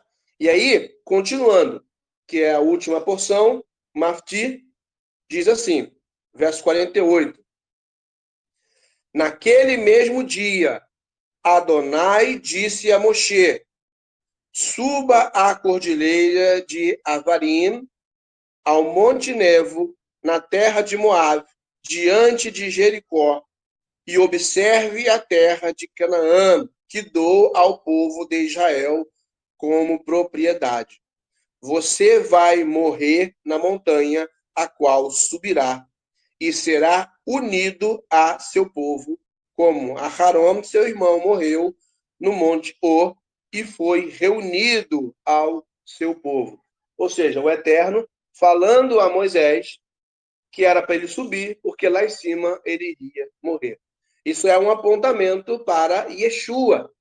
Yeshua iria para Jerusalém, e lá em Jerusalém ele seria morto, ele morreria, né? Mas também lá ele retornaria e reinaria, né? Então, nós estamos aguardando esse momento. Então, essa porção da Torá mostra para nós algo muito importante a respeito do futuro. Verso 51. A razão disso é que vocês dois, olha só isso, aí agora é o Eterno explicando, que eu já falei no início aqui da aula, o Eterno explicando por que Moisés não entra na terra. A Torá deixa claro para nós por que ele não entra na terra, não tem dúvidas. Olha só, a razão disso é que vocês dois faltaram com a palavra comigo naquele lugar diante do povo de Israel, junto à fonte de Merivá Kadesh, no deserto de Zim, né? Você não conseguiu representar minha santidade ali em meio ao povo de Israel. Se nós voltássemos lá, nós íamos ver que o Eterno falou: Moisés, vá lá e fale isso, isso e isso. Mostra ao povo minha glória. Moisés chega lá, ele e Arão. Moisés está abatido pela o falatório do povo, está nervoso, e aí ele fala algumas palavras que não são as palavras que Deus mandou ele falar e bate na pedra. Então o Eterno fala isso para ele. A razão disso é que vocês dois faltaram com a palavra comigo naquele lugar diante do povo de Israel, junto à fonte de Merivá, no desertozinho. Você não conseguiu representar minha santidade ali em meio ao povo de Israel. Irmãos, quando nós não representamos a santidade de Deus, né, que é obedecer a palavra dele, que é seguir as instruções, nós corremos o sério risco de não entrar no reino. E isso é muito sério, tá? Moisés não entrou na terra. Isso é representativo, tá? Isso é representativo. Deus podia perdoá-lo e deixá-lo entrar na terra? Poderia, mas isso tem uma representação para nós. Ele foi justo? Foi. Ele viveu uma vida de justiça, de obediência? Viveu. A recompensa dele vai ser quando? No futuro. Mas, imediatamente, ele deixou de receber alguma coisa ali. Ou seja, ele não entrou na terra. Assim como nós, quando desobedecemos, podemos deixar de receber alguma coisa aqui. Podemos até chegar, se nos mantivermos em obediência, a receber no futuro a recompensa pela nossa vida justa de alguma forma. Mas podemos deixar de receber algo hoje. Nós temos que prestar muita atenção com relação a como vivemos a nossa prática de vida diária. E aí o verso 52 ele fala: por isso você verá a terra à distância, mas não entrará na terra que dou ao povo de Israel. Isso aqui, nesse ponto, Moisés representa muitos judeus hoje que não creem em Yeshua, né? E que por isso não entrarão no reino como parte do pequeno rebanho dele. Ou seja, verão tudo de longe. Volta naqueles versículos sobre os animais que eu falei, né?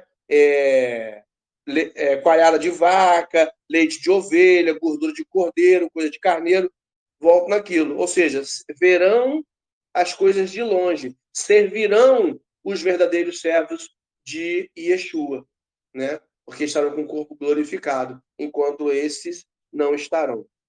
Então é muito sério quando a gente fala: vivam a Torá na prática, vivam a Torá em obediência, em justiça, né? Vamos dizer assim, em cópia, copiando a forma de vida de Yeshua, porque ele viveu uma vida justa, ele viveu uma vida reta, santa, para que nós pudéssemos também viver. Amém? Alguma dúvida, irmãos? Alguém quer fazer algum comentário ou alguma pergunta?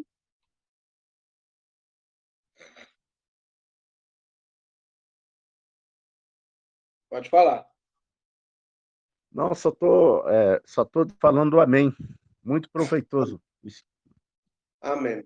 Baruch Hashem. Alguém quer comentar alguma coisa? Pessoal do Telegram, pessoal do Meet. São 5h16.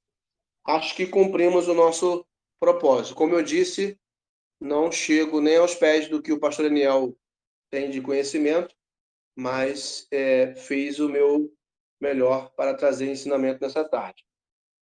Amém? Alguém quer comentar alguma coisa? Quer perguntar? Que o estudo está no mesmo nível, ô pastor. Não tem nada de menor, maior aí, não. É muito bom o estudo. Baruch Hashem pela vida do Senhor. Baruch Hashem, que Deus possa estar abençoando. Pastor Marcelo, se eu terminasse pelo meio, a gente já estava cheio de pérola na nossa sacola. Sua glória. Vou salvar o arquivo lá em PDF para botar lá para vocês lá no Telegram e no Meet, tá? No Meet não, no WhatsApp. Se ninguém tem pergunta mais, então vamos orar. Pedir aí o pastor Cícero para estar fazendo a oração em nome de Yeshua. E eu vou estar depois dando a benção. Soberano e eterno, Criador dos céus e da terra, Deus de Abraão, de Isaque e Deus de Israel. Nós queremos te agradecer. Pastor Marcelo, se o senhor quiser, eu faço a oração, que o fone dele está ruim. Pode fazer então, irmão Jorge. O microfone do pastor Cícero está dando ruim. Eterno Deus, em nome de Yeshua Mashiach, nós te agradecemos, Eterno, pelo teu Santo Espírito, que tem o nosso professor Marcelo, para que nós venhamos ter mais entendimento e sabedoria e arrebatamento do nosso coração. Eterno Deus, nós te agradecemos por esse estudo tão maravilhoso, tão doce como mel. Que o Senhor derrame a cada dia mais sobre todos os nossos professores e nossos irmãos sabedoria e amor para que nós tenhamos Emeter diante do Eterno Kadosh Baruch Hu. Eu te agradeço, Eterno, por essa oportunidade que o Senhor está nos dando. Em nome de Yeshua HaMashiach. Amém. Amém. Vou dar a bênção. Yevarich Adonai veish merecha. Yae Adonai panavelecha perrunecha. Issa Adonai panavelecha veiasem leha shalom. O Eterno te abençoe e te guarde. O Eterno faça resplandecer o seu rosto sobre ti, tenha misericórdia de ti. O Eterno sobre ti levante o seu rosto e põe em ti a paz. Beshen Yeshua Mashiach. Amém. Elohim é rei fiel em nossas vidas. Amém. Amém, irmãos. Shalom a todos. Amém. Nós possamos ter aí um bom final de Shabbat. Shalom, pastor. E amanhã... Amém. O Eterno Eu abençoe. pedi perdão, viu, irmão? Estava aqui de joelho orando, mas o telefone não saía a voz. Amém. Deus te abençoe aí, meu querido. Tá na benção. Shalom, shalom. Amém, shalom.